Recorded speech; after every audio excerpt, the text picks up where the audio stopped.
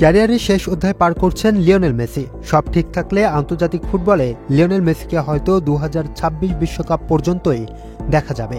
তবে আর্জেন্টিনার ঘরের মাঠে মেসির ম্যাচ বিবেচনা করলে কিংবদন্তির শেষের লগ্নটা বোধহয় চলেই এলো।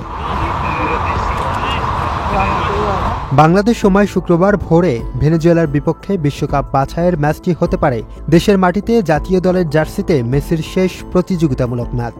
দেশের মাটিতে মেসির বিশ্বকাপ বাছাই পর্ব ক্যারিয়ারে যে এটিই শেষ ম্যাচ সেটি এর আগে নিজেই বলেছিলেন। লিও বলেন, এই ম্যাচটি আমার জন্য খুব বিশেষ, কারণ এটি বাছাই পর্বের শেষ ম্যাচ।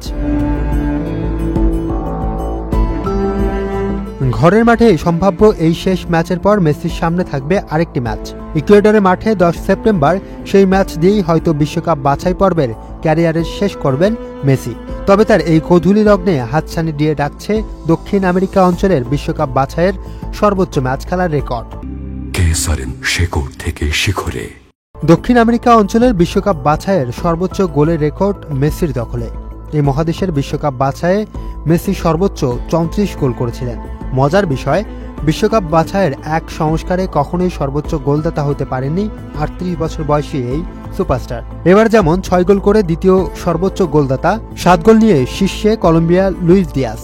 এখন তার সামনে সুযোগ নিজের মহাদেশ থেকে বিশ্বকাপ বাছাইয়ের ম্যাচ খেলার তালিকায় সবার উপরে ওঠার। বিশ্বকাপ বাছাইয়ের এখন পর্যন্ত 71 ম্যাচ খেলেছেন লিও। আর একটি ম্যাচ খেললেই ছুঁয়ে ফেলবেন এই মহাদেশের বাছাই পর্বের সর্বোচ্চ ম্যাচ খেলার রেকর্ড গড়া ইকুয়েডরের হিভান হুতারদোকে। অর্থাৎ ভেনেজুয়েলা ও ইকুয়েডরের বিপক্ষে এবার বাছাই পর্বে 2 ম্যাচ খেললেই এই রেকর্ড নিজের করে নেবেন লিও। Muin Tasrif, channel I.